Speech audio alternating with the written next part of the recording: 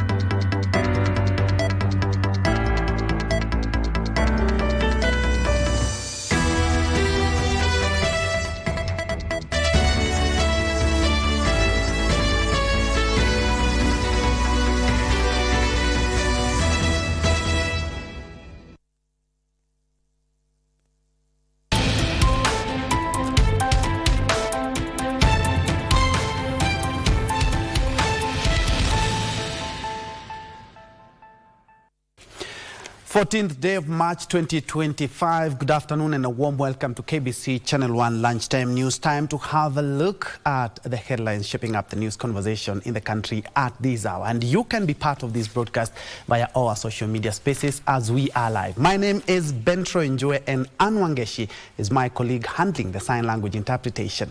Straight to the news. We begin in the courts where the High Court in Nairobi has upheld the impeachment of Meru Governor Kawira Mwangaza.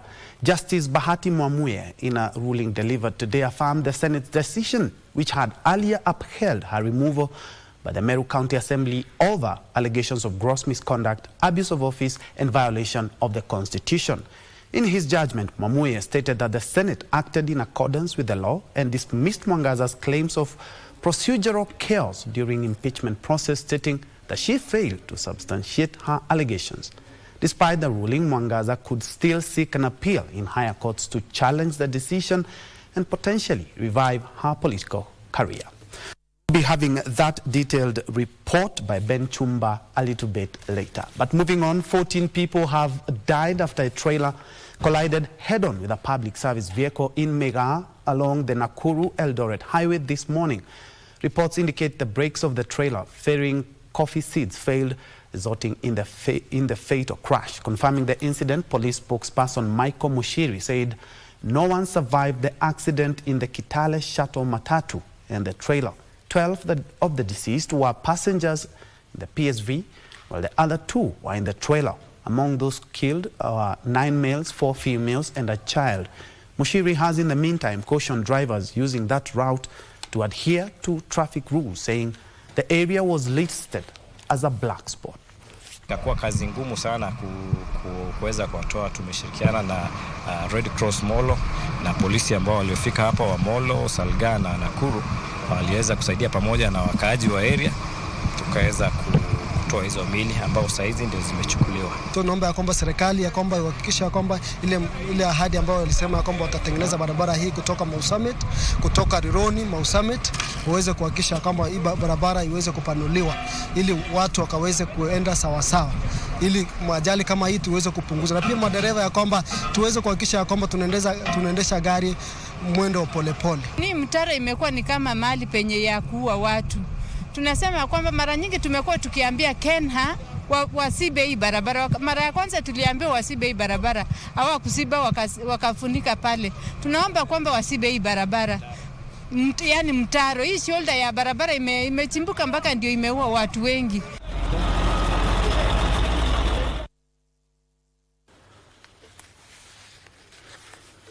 And away from that terrible accident, a High Court advocate, Jane Nyaboke, has challenged political parties to ensure gender equity and give women powers to make party decisions if the country is to attain gender parity.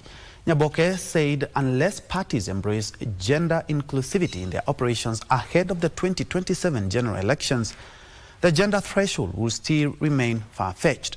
She also emphasized that any Kenyan is entitled to run for elective posts, be either presidential or MP, as long as they qualify to run for the seat. She urged political parties to involve more women in the UDA-ODM pact decision-making. It is time that the woman and the man work together. The man and the woman discuss the future of this country. The man and woman talk about what is it that is ailing the youth, Kenyan youth. And when we come together and sit together and discuss this question, then we'll be able to share ideas, and then we'll be ready to say and cheer forward that at long last we belong. It is our right. It is not a privilege. It is our right to be part and parcel of our community. Kenya is ours, and we have done everything possible to see where we can, small and big, to make sure that we have a better country. Let's now shift focus to matters health, where experts in the medical field have been encouraged to adopt the use of artificial intelligence, AI, to enhance diagnostic accuracy and efficiency. Special Envoy on Technology in the Office of the President, Ambassador Philip Thigo, says the AI algorithms enable healthcare providers analyze images with remarkable precision to detect medical conditions in their early stages, improving patient care.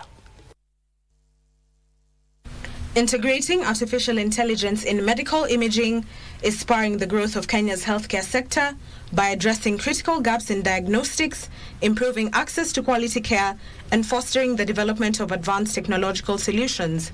In Kenya, where the doctor-to-patient ratio is estimated at 1 doctor for every 5,263 people, Ambassador Thigo says rather than replacing professionals, the adoption of artificial intelligence will enhance the expertise and capacity of healthcare workers, enabling them to deliver more precise and effective care. Sometimes you can use this very complicated technology to solve a very, really ordinary problem. Things around maternal health care, I'll leave the slide so you can see what they've been able to do. Using AI, as complex as it is, being able to drive information in simple feature forms. So you don't need a smartphone again to use artificial intelligence. What AI has done is simple. Being able to use prompts as text messages that are able then to guide a woman around the questions they're asking around maternal health. Additionally, medics were also urged to streamline administrative tasks, including patient scheduling, billing, and electronic health records management, freeing up their time to focus on follow-up care. Create a predictive regime for healthy living. And so with artificial intelligence, you can actually do that. Also because you can do very custom therapies. When you go to hospital, for us, it's a universal. It's universal. The same treatment you get is the same treatment I get. But with AI, because of the different genomics, they've been able to customize therapies for different people. Ambassador Thigo was speaking during a press club meeting held by the Kenya Editors Guild on the role AI plays in health and development. Kenya's adoption of AI solutions positions the country as a hub for innovative health tech advancements in Africa.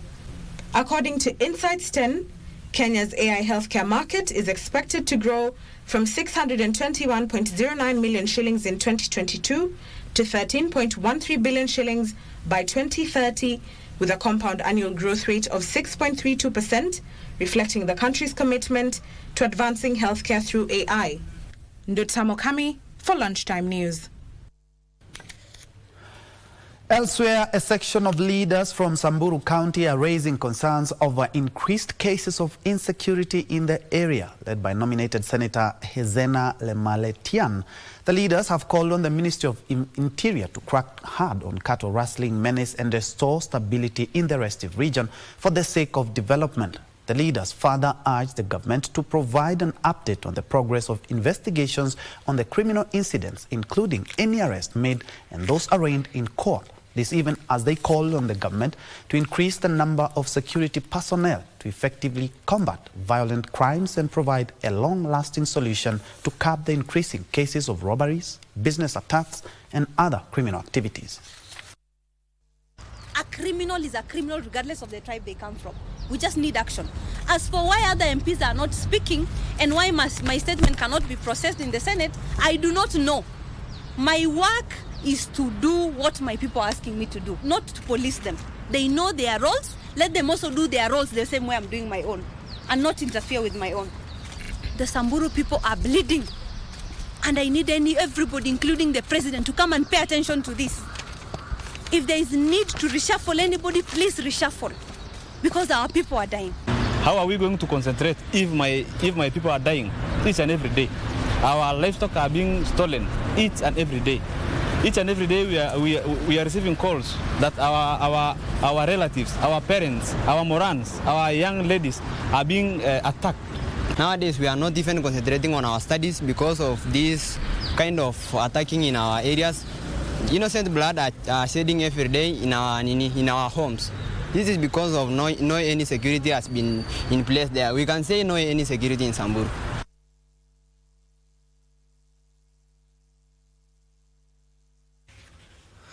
In the meantime, Rift Valley Regional Coordinator Dr. Abdi Hassan has issued a stern warning to bandits and cattle rustlers in Maternal and Samburu County and its environs. Dr. Hassan said insecurity has severely affected residents of Wamba and Kisima in Maternal town. Dr. Abdi, pledging that security and peace shall return to the region, urged those in possession of illegal firearms to surrender them to the authorities or face forceful disarmament. Abdi was speaking in the area during a security situation assessment in the region. Nikiwa hapo nikasikia wamenipiga risasi na saa hiyo bibi naye kujaribu kunifungulia, yeye tena akapigwa ya matiti ikatoka na pande ya mgongo. Referral imejaa cases ya kupigwa marisasi. Sisi wa Samburu hatuendi kufamia watu, tunakuja kufamia kwa manyumbani yetu. Sasa tutasidi aje kila siku tu tunawawa, hakuna serikali hashikui hatua. Mambo haya ya wizi wa mabavu katika mji huu ndio tumepatia kipaumbele kwa sababu ni jambo ambalo ni jipya katika sehemu hii. Tumeweka mikakati ya kutosha ili kuhakikisha kwamba tusiwe tena na visa kama hivyo katika sehemu hii. Wale wote ambao wamefanya kitendo hicho ama wamehusika, basi sheria itakabiliana na wao.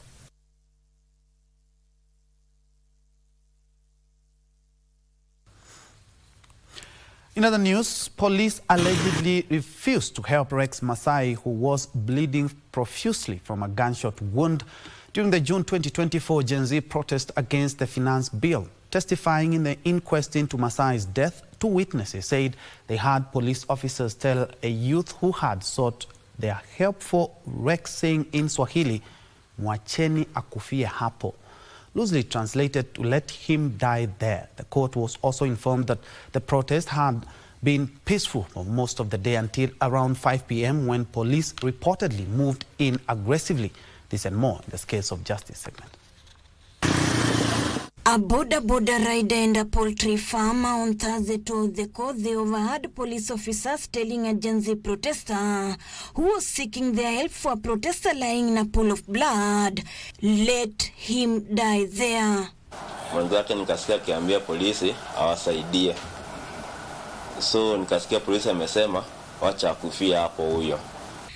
Laban Njoroge and Mekatilili Mweru told a public inquest into the hearing of Masai's fatal shooting that he wasn't able to identify the young man who was lying in a pool of blood, but he heard the officers utter the said words.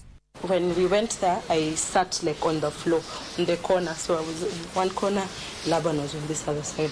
The witness explained that he too was in pain, having been beaten by police officers, and hence lacked the strength to help the young man. The inquest into Rex Masai's tragic death continues on May 12th with more testimonies expected to shed more light on what transpired on the fateful day. So the matter will proceed for hearing on 12th of May 2025, 9th of June 2025, and 19th of June 2025. Elsewhere, three-judge bench of the High Court has ruled that it has jurisdiction to hear the Aberdare Rangers Road construction case.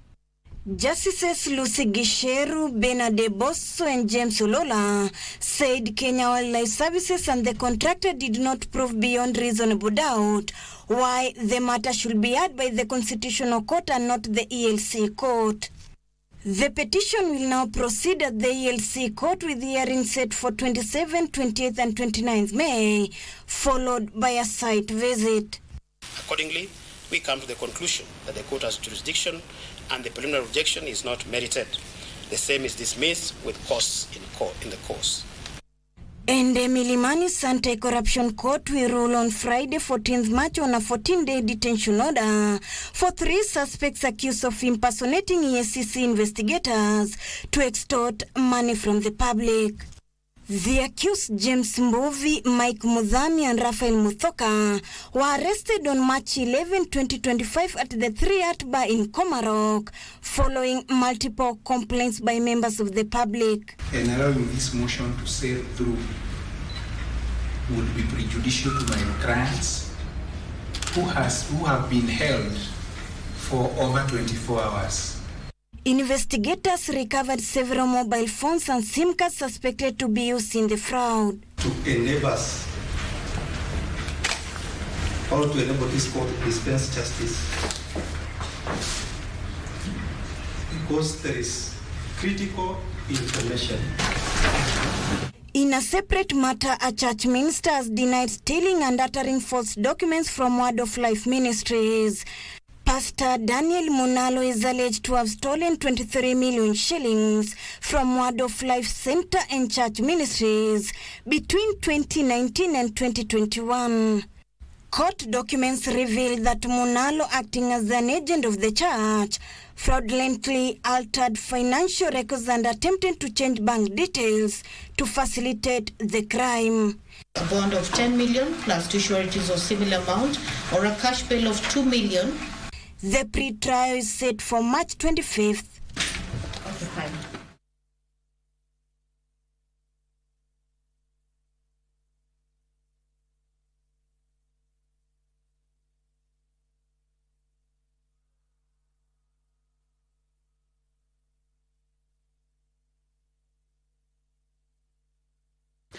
From the corridors of justice, we now take a look at the president's tour, the week-long tour. And today he is in Makadara. And let's first of all cross over to hear what he has to say. Watoto hapa wamesema wanataka basi. Lakini mimi naona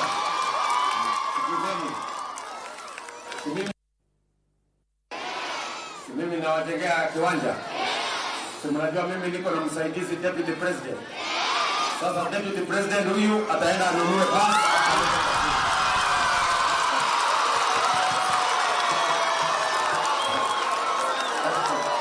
Ndio. Huyu deputy president anunulie sisi basi jameni.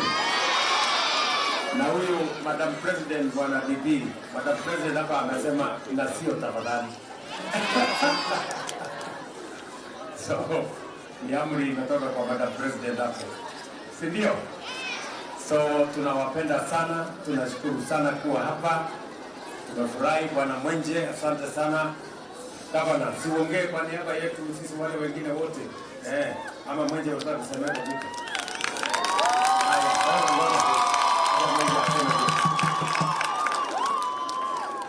Good afternoon, students.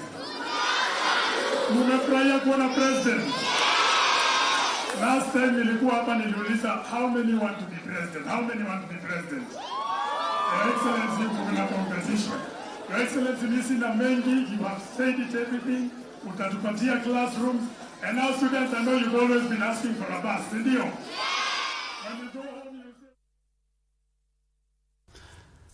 That is the president at the Umoja 1 Primary School, and of course flanked by the deputy president and the governor of Nairobi. From what we've heard is that the president has just promised a bus for that school, but Hashim is currently on that beat and will bring us more in regard to the president's week-long tour. Well, that takes us to our first break, but when we come back we still have more news, even in business, and the latest from the world of sports. Don't go away.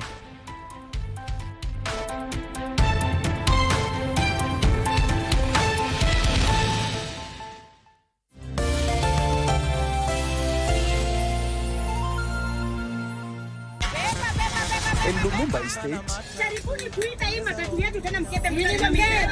hustle is survival. When a loved one's lost, Annabelle, Kushikania. Matthew.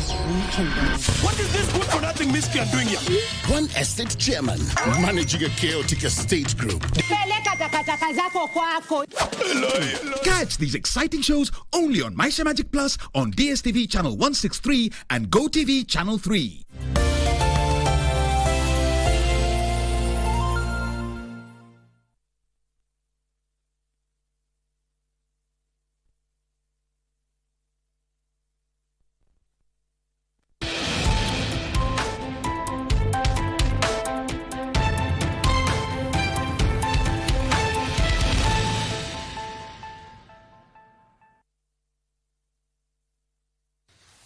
Welcome back to Lunchtime News. Moving on to other news. Police in Navaholo in Kakamega County have arrested a 19-year-old Form 4 student for the alleged murder of a 16-year-old girlfriend. The suspect, John Wanjala, is accused of attacking Grace Wafula, a Form 2 student, with a machete in the early morning and leaving her lifeless body by the roadside. According to the deceased father, the suspect was last seen with the girl in the early morning before her lifeless body was later discovered by the roadside, a few meters from their home and near the suspect's school. Ndo walifika hapo wakapata mtu amelala kwa njia, ng'ombe ilisituka. Ng'ombe zilisituka zikatoka kwa njia. Vile nilimulika taa, alafu ndo niliona huyo mtoto walikata hapa, alafu na hapa. Alafu ndo walianza kupika nduru. Hadi huyu ni Grace. Na pengine tunadhania ya kwamba baada ya huyo kijana kugundua kwamba amesemwa ni yeye alipeana ujauzito, anaweza kuwa aliamua kukuja huku kwa boma ya msichana kumwamusha asubuhi na labda akatekeleza hicho kitendo cha unyama.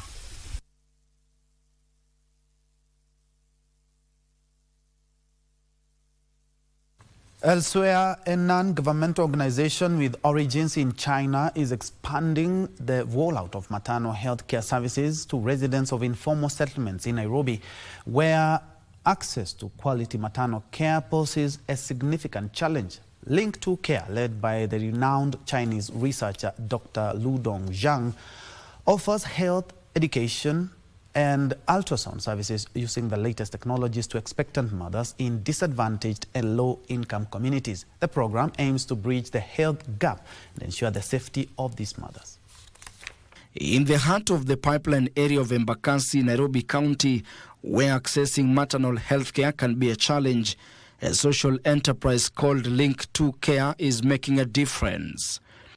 Because now the community-based is our approach, so we work with level 2, level 3, and even level 4 facilities without ultrasound machines. So we are trying to provide a demonstration and a potential sustainable model for the health system here. So we really would like to work with the government in this way and to support the health system. Our activity flows ranges from when they come in, we do registration for them, we have a brief health talk to enlighten them on the precautions, danger signs that they should watch out for, address any concerns that they may have during that period. Founded by Dr. Ludong Zhang, this initiative was inspired by the struggles of pregnant women, especially young mothers without an income. We encourage people to come, we encourage moms to come, and we believe that no one should be feeling hard to choose between the financial hardship and their health. Juu iko affordable, naweza kuja nifanyiwe scanning, juu hizo places zingine ziko more expensive. With the support of modern technologies from China, Link to Care offers healthcare education, ultrasound scans and prenatal checkups to ensure expectant mothers receive the care they need. The growing number of satisfied beneficiaries describes these services as life-saving. This is an upscale of level 4, level 5, level 6 machines to the level 2s and the level 3 machines, to the level 2 and the level 3 facilities. We're providing the most basics healthcare to the most low-privileged, I would say, society. We're not only just incorporating that, but through the this event of the scanning, we realize the challenges that they come across. Thanks to the quality health services provided, George Mwangi, a radio sonographer at Link 2 Care, notes that expectant mothers in the area can now carry their pregnancy safely. Challenge tunapata saa hii ile kubwa imekuwa ikukuja kwetu ni ya wamama kukosa pesa kwa sababu ya uchumi yenye tuko nayo. Something that was previously hindered by financial barriers. This program aims to reach underserved populations across Kenya and is part of a broader initiative from Chinese government to provide medical assistance to Africa.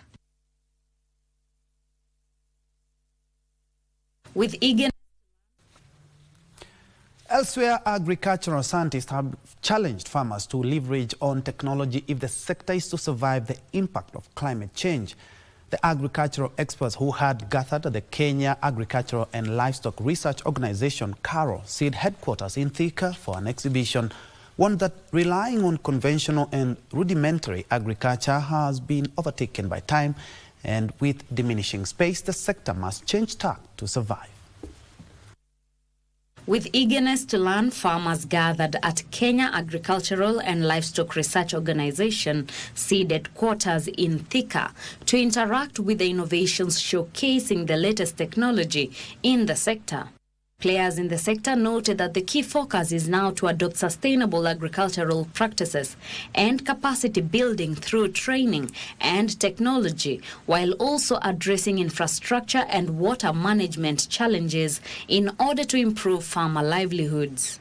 Nicoletta Wairimo, a scientific officer at International Crops Research Institute for the Semi-Arid Tropics, said that some of the innovations being displayed is geared towards addressing the dwindling farm yields. We are trying to show farmers alternative uses for the technologies that we have, and we have different things that we are showcasing. So we are also trying to develop technologies for our farmers so that we can get maximum returns from their investment. She added that some of the seed innovations have made it possible for various crops to do well in arid and semi-arid regions where they mature early while utilizing minimal resources.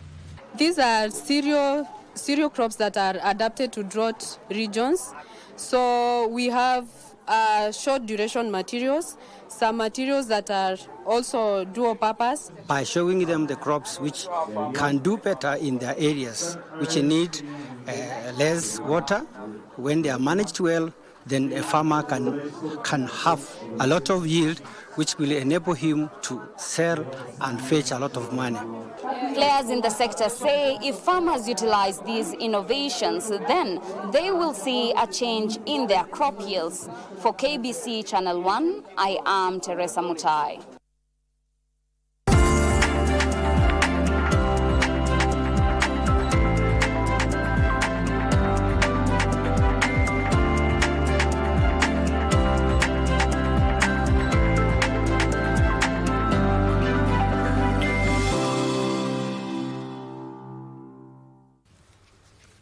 Time to do business. The private sector is expected to raise 600 billion shillings for irrigation projects that will put 1 million acres of land under irrigation in the next 10 years. This is according to Irrigation Principal Secretary Ephantus Kemodo, who says the government is drafting public-private partnership documents to incentivize investment in irrigation infrastructure.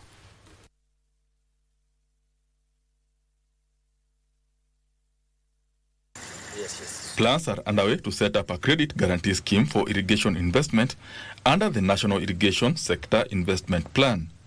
The scheme will act as a guarantor for farmers purchasing irrigation equipment on credit in efforts to de-risk investment in irrigation infrastructure. Also not been able to develop good concepts which can help us be able to unlock the climate funding potential. The government has also pledged to offer rebates and tax exemption for irrigation equipment and companies to boost investments. By 2027, we'll have reduced our rice food imports by 40%, and by 2032, we aim to reduce it by 100%. 600 billion shillings is required to put 1 million acres under irrigation in the next 10 years, an amount to be invested by the private sector. Towards putting infrastructure of 1 million acres, we require 598 billion shillings. And of that, 61% of that will be driven by the private sector. Kimotho says the government is evaluating bids from 2 investors keen to commit 130 billion shillings to put 200 acres under irrigation at the Galana Kulalu Food Security Project. We have an interested party from UAE who is currently doing feasibility studies to ascertain as to whether it's a viable project to them. So that one is still under feasibility study. So we'll be... Benson Drioba reporting for Lunchtime News. Kenya is focusing on connecting those living in remote and marginalized areas to the national electricity grid, off-grid solutions and the integration of renewable energy technologies as the country targets to connect every household and business by the year 2030. This is contained in the draft National Energy Policy 2024-2034 and is currently undergoing public participation. Under the draft policy, Kenya plans to provide universal access to clean cooking by the year 2030, reduce reliance on traditional biomass fuels, and promoting cleaner, healthier alternatives. There are several strategies which are being called for in this policy. One of them is, of course, to develop power production from renewable energy sources. Renewable energy sources, the cost of production is coming down drastically. We can equip our boreholes with the solar water pumps. When we have this water, our people can use for domestic use and also for irrigation. That means we are able to produce food for our people. We are also trying to ensure that the stakeholders are well engaged and sensitized on the petroleum policy so that we can get areas of improvement as well as maintaining a clear roadmap towards launching of this national petroleum policy in June of 2025. In other news, investors in the real estate sector is urging the government to review a proposal to ban the use of asbestos in public and private buildings. The Association of Real Estate Stakeholders say there is need for stakeholders' engagement before the decision is enforced due to cost implication on developers of implementing the directive. The government directed the National Environment Management Authority to map out facilities with asbestos roofing countrywide to ensure they are removed on cancer and public health safety concerns. Because we are here as the stakeholders, we urge them, kindly consult us. When making decision, don't be in a haste, because when you make a decision in a haste, the decision will not work. Because people need preparation in everything that we do. If you don't prepare our people, they will not adjust to that role. So what we would like to urge the government, even the other laws that they are making and they want to implement them, kindly talk to the stakeholders, take our advices, and we will give the right advice. There should be a balance in between the policy and its impact to the citizenry. And so let the policy has been there, has been said it will be there, but I know it won't be operationalized until it is subjected to that public participation. And the Ministry of Youth Affairs and Creative Economy, in partnership with the World Bank, is set to launch a skills development initiative aimed at equipping over 100,000 young people with digital skills to tap income-generating opportunities. Youth Affairs Cabinet Secretary Salim Mvuria says the program will provide mentorship and apprenticeship opportunities by placing the trainees in key institutions to enhance their career prospects. And the government is looking at different strategies to ensure that we have our youth engaging. So in that respect, we have a project that is giving opportunities for young people in terms of skills development, in terms of preparation for employability, and also inculcating a saving culture. And the basic tenets of this program is that we'll be recruiting young people across the country in all 47 counties, 100,000 youth, and then we'll have another 90,000 youth that we now put them in a program for apprenticeship and skills development. So this is a program that we are rolling out from next week. Now, the new Kenya Planters Cooperative Union is training farmers in Western Kenya on modern farming techniques. New KPCU Managing Director Timothy Mirugi says the initiative aims to empower over 100 youth farmers to boost coffee production from the current 52,852 metric tons to 151,000 metric tons. Mirugi says the initiative involves distribution of 20 million coffee seedlings to farmers across the country. Over time, in the past, coffee used to play a very important role, but over time it has declined and the production coming from Kakamega is quite low.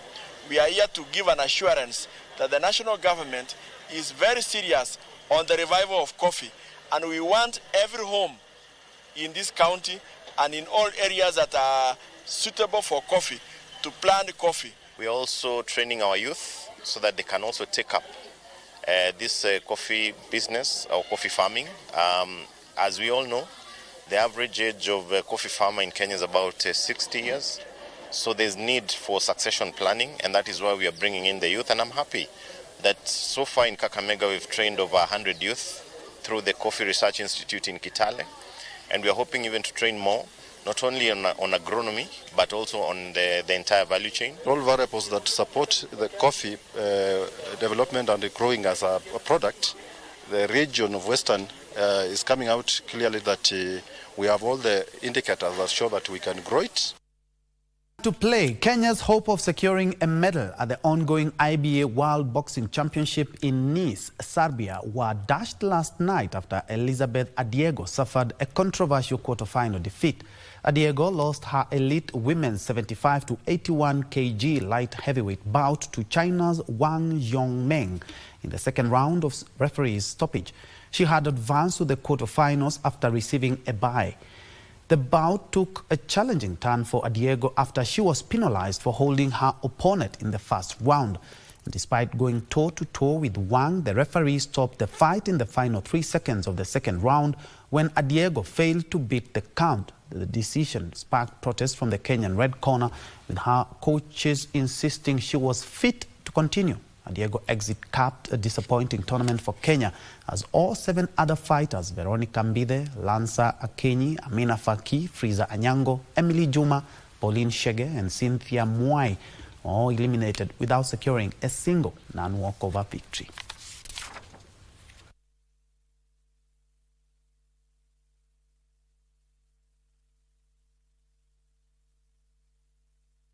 And to golf now, over 200 golfers have enlisted to participate in the 4th leg of the NCBA Golf Series scheduled for 15th March at the Kiambu Golf Club.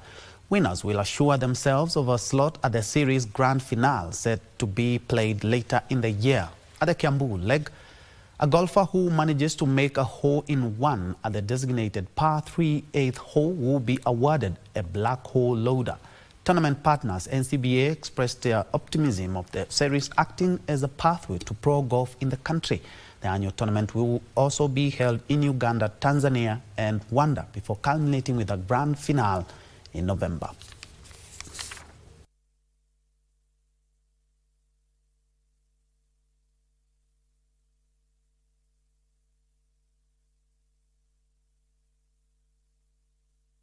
We will be having over 49 games within the series, and out of those games we'll be having a hole-in-one offered by JCB Ganatra Plant and Equipment, and that's an immense support and an immense contribution and partnership, and is geared towards deepening this particular relationship. We're offering this machine that you see behind us as a hole-in-one prize at the events.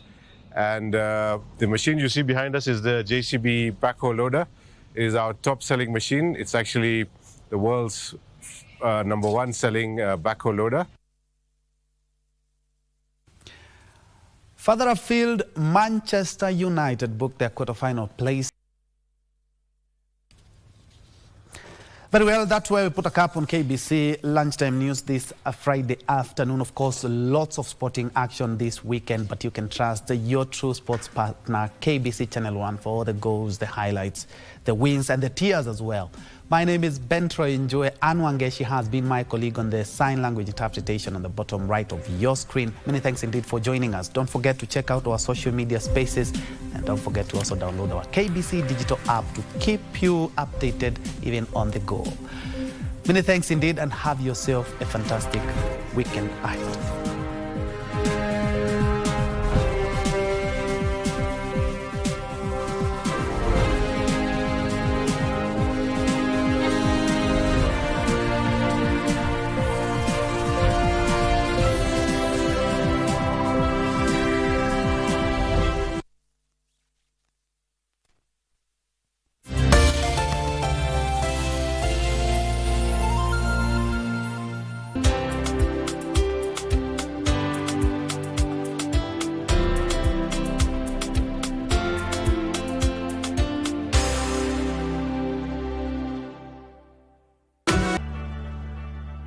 From the bliss of new beginnings to the trials of commitment, this is a celebration of resilience, passion, and the power of togetherness. Join us as we unravel real-life stories, because every journey deserves to be cherished, for better, for worse, on KBC Channel 1.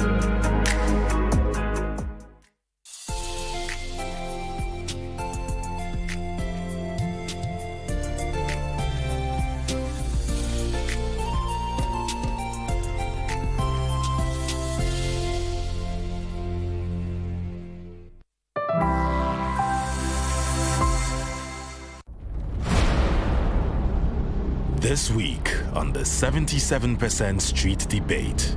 There is that spirit of addiction. There is something about it that you cannot stop, even though they eat your money. An addict will not agree that they are addicted because it is in their head. They don't even know what is happening. We earn from it. These people know. Let them not lie to you.